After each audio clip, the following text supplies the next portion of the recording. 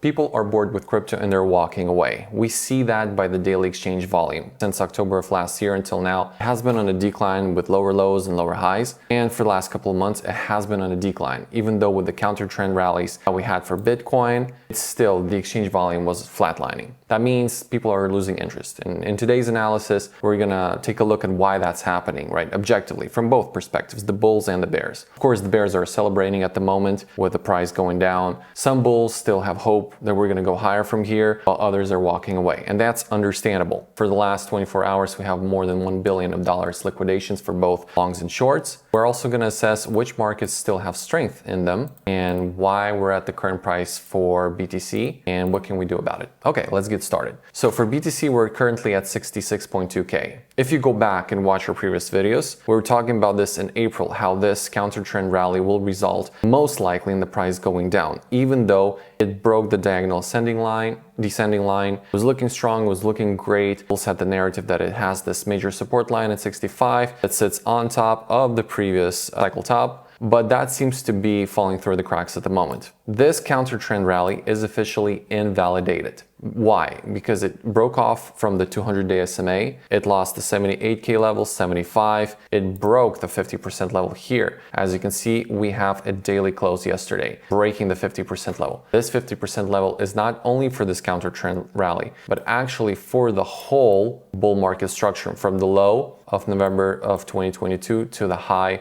of October of 2025. So that is an important level. We lost it once again. We saw that we lost it back in February, and market now is in a weak position. So we tested the 65K level. Most likely what's going to happen here, because it cannot go in a straight line down and then just bounce from there, we're going to see a correction. We need to see a lower high build from here. So whether we're going to test the 61% level here of the fib retracement or this ascending diagonal line, well, that's yet to be seen, but most likely either of those would be tested in the coming days. But regardless whether those would be tested, we now have the possibility of testing the 60K level because we're nearing this zone. There's an uptick in the selling volume, very high. There's a lot of pressure from the sellers. And so most likely 65 would be broken and we're going to go and test 60. We're working off probabilities of how the market is currently behaving and how it behaved in the previous cycles. And then we're projecting what could be next. So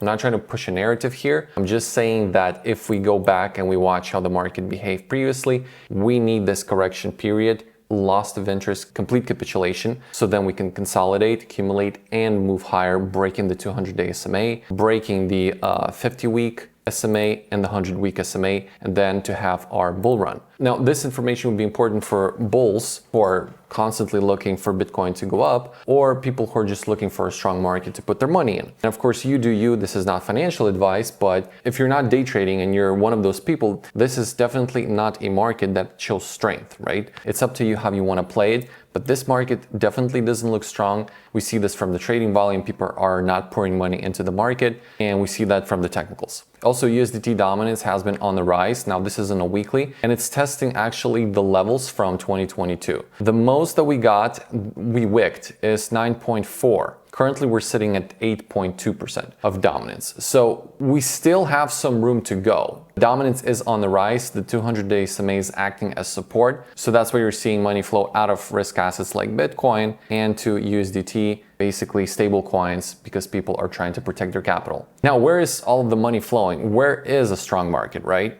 Now, if you take this is our AI ETF, and we see that it has been up 58% in the last 11 weeks. So that's a pretty strong market right there. The AI sector is currently booming. There's a lot of hype around it. And of course, the price action is representing the behavior of the investor. Yeah, we actually see that since, the low of 2022 until now. AI has been on the rise. It has been moving strongly up, but it is becoming overextended with 1, 2, 3, 4, 5, 6, 7, 8, 9, and now the 10th weekly candle printing. As we have mentioned in our previous videos before, whatever is more than 7 consecutive candles up or down usually suggests that price would want to reverse from that point. So this should be treated with a grain of salt and caution, of course, and you might get stuck in a position and have it recover for a significant period of time. Another strong market is, of course, SPX. If we go on the weekly, we have a similar situation as with the AI sector. From the low of 2022, it also has been rising. Actually, it looks very similar. They kind of reflect one another in this regard. But we're having also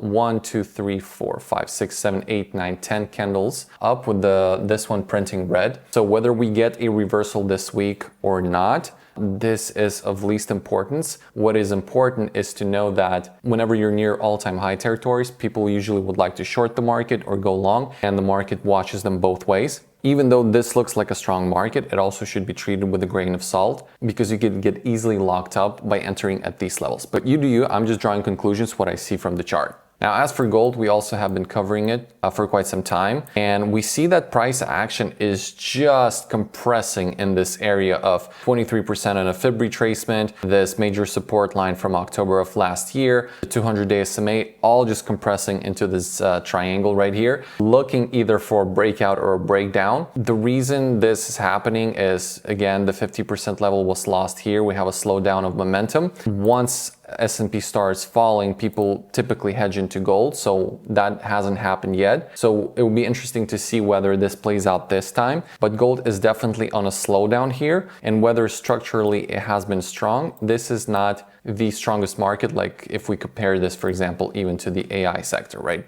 Other strong sectors, of course, is oil. We also have wheat. Has been on a breakout since February of this year. Has been under the 200-day SMA, not being able to sustain its momentum upwards. Now it looks like the structure is building higher highs and higher lows. In addition, we have corn having this breakout here, but we also saw a similar one in 2024. With a double top, the price crumbled down. So let's see whether this will sustain the momentum or it will just reverse like we had here. The strongest of all right now seem to be the AI sector and S&P. Yeah, they should be treated with caution, granted that they're overextended and in their all-time high territory. So there you have it, guys. Feel free to check us out at bfood.co. We are a trading platform that encompasses stocks, RWA, commodities, and crypto. Yeah, and thank you for watching, and I'll see you next time.